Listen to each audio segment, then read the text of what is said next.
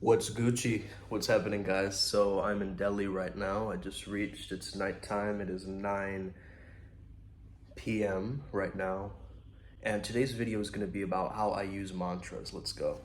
Yeah, I'm inspired. I'm inspired. Hey there, guys. How's it going? My name is Sumedh Chatterjee from the Flow Zone Academy, and I'm a flow state coach, which means that I help you feel better and perform better. I'm here in Delhi. I reached a while back. Took a very long nap. I have only an hour of sleep last night. So I feel like almost a little bit wavy, in that kind of state. I call it like a dimensional state where you can hop timelines. Like, you know what I mean? Like when you get super tired or sleepy, your subconscious mind gets activated. It's like that kind of state. So I know that there's some gold that's about to spill out of me right now. Let's first look at the term mantra. Mantra, okay, mind instrument. Okay, an instrument, a tool for the mind. Whereas affirmations are for the physical world, mantras are for the metaphysical world, meaning that these ancient texts and prayers and hymns and chanting and tribal sounds and guttural sounds, I believe there's some kind of a science to this thing, right? Where we're actually tapping into the placement of our tongue, either at the roof of the mouth or it's hitting it. Like, notice, like, start speaking and notice that your tongue is actually going like this, right? Like a Morse code. It's hitting the top of your palate as you're speaking, right? But with a mantra, it causes a vibration with the specific vagus nerve interaction, right? That happens through the mouth. That's a relaxation activation in a sense, like if you were to just chant Om, right? A lot of people, they kind of go OM instead of the AUM version. You start out with the ah, and then you go to the oo, and then you end with the right?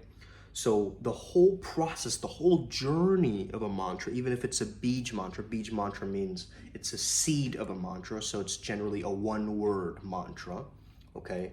Similarly, you do get a one-word mantra, like in transcendental meditation, you get a one-word mantra, which helps you to transcend, basically, right? Because your mind can't logically grasp it to mean something, and so tap into the unified field. How do I personally work with mantras, right? There's lots of mantras that you can find on YouTube and just play them, create a playlist for yourself and have them play. However, I would say dedicate yourself to a few basic ones that you resonate with, okay? My personal favorite mantra is the Padmasambhava mantra, okay? So it's the Om Ahum Vajra Guru Pema Siddhi Hum. Om Ahum Vajra Guru Pema Siddhi Hum. Om Ahum Vajra Guru Pema Siddhi Hum. There's different ways to pronounce this, obviously. However, I found that this mantra puts me into a very high vibrational state. Now, I've been using a lot of Vajrayana mantras as well. A really cool one is the Vajrayogini one. Now, it's interesting because the put, put, put at the end, right? The pa noise. If you just read it as P-H-A-T, you're probably like fat, right? And you pronounce it wrong and the mantra doesn't actually take effect. So my perspective is that the sounds that you make with the mouth, the actual pronunciation, is pretty important. So maybe you're a Western speaker and you see one of these Sanskrit mantras and you can't really get the pronunciation correct. That would be your next level up. Is you getting closer to the original, how it sounds, okay? Because these sounds hold a specific vibration, an energetic signature, right? That your body and your mind are responding to. And it's almost, in a sense, you can send out a wave of that mantra. So let's say that I do that Padmasambhava mantra, the person next door does it, and 5 other people around this block also do it. Think about the energy that we are creating with our mouth, creating a specific sound, a vibration, a harmony. There's going to be a harmonization with the tunes. Let's say we all sit or at one specific time. This is why, group meditations, they've seen like or like a guru moves to a specific place, or like a very holy man, right, an ascetic moves to a certain location and the crime rates suddenly drop, or these kinds of things are reported. Like, I'm not making these things up, right? And so we already know the benefits of mantras, but how do you use it and optimize it to the most of your capability? That's where the being a flow state Jedi comes in, right? That's where using your intuition and insight comes in, where you're thinking about the mantra, not just like everybody else thinks about it, like, oh, I'm just saying my affirmations today. Really going towards that ancient sound. Now, I've created a flow state mantra myself, right? Some of you have access to that. It's also available for purchase if you'd like it. But I took the Sanskrit words, and you can watch my video on it as well. I explain it pretty well in terms of what they each mean, and I've broken it down. You got to be an innovator with this kind of stuff, you know what I mean? A little bit of a mad scientist mystic, okay? A little tiny bit of that energy within you to be able to actually optimize and use this kind of stuff, right? I would say stick to 4 mantras throughout the week, just like you would line up like a workout. So like, I have a chest day and a triceps day or whatever, right? You basically prepare a time, like let's say early in the morning. You can do it like with your meditation. You can do a mantra meditation. You can, there's so many renditions that you can do of a mantra, right? So sometimes I'll just hold a mantra in my mind and just keep repeating it, like as if I'm waiting in line, or if I want a specific outcome, if I want a connection with a specific deity that's associated with that mantra, right? Let's say I'm trying to tap into Shiva's energy. I would look at the different mantras that are available to him. He has so many. There's Har Har Mahadev, right? There's Om Namah Shivaya, right? There's so many different styles of it. And so once you start looking more into, hey, what is like for instance, the Har Har Mahadev mantra is more so about releasing the past, like karmic stuff. It's like he is available. The Mahadeva is kind of like available throughout all 12 dimensions, apparently. So there's a very different kind of energy to that. You gotta find your own special sauce when it comes down to mantras and really perfect it. Like, you gotta be like, almost, the metaphor is like a culinary artist, right? So you're creating and blending together the most epic meal. Nam-myo Renge-kyo, Nam-myo Renge-kyo, the magic money mantra, some people call this, okay? There's a different way to pronounce it. How would you say it? First of all, try it that way. Then try it the original way. First, try it your own way. Nam-myo Renge-kyo.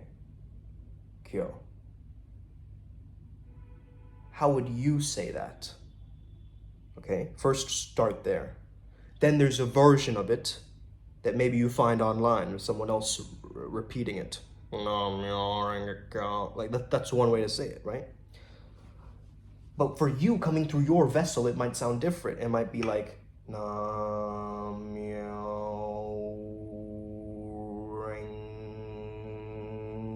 so maybe you give special importance to the syllables. I think the syllables are really important when it comes down to this. So you really enunciate the certain syllables. That's where we're tapping into the tongue. We're getting that vagus nerve activation. We're changing the brain chemistry, right? The neurochemicals are being activated. Different parts of our brain are being activated as we're repeating or chanting.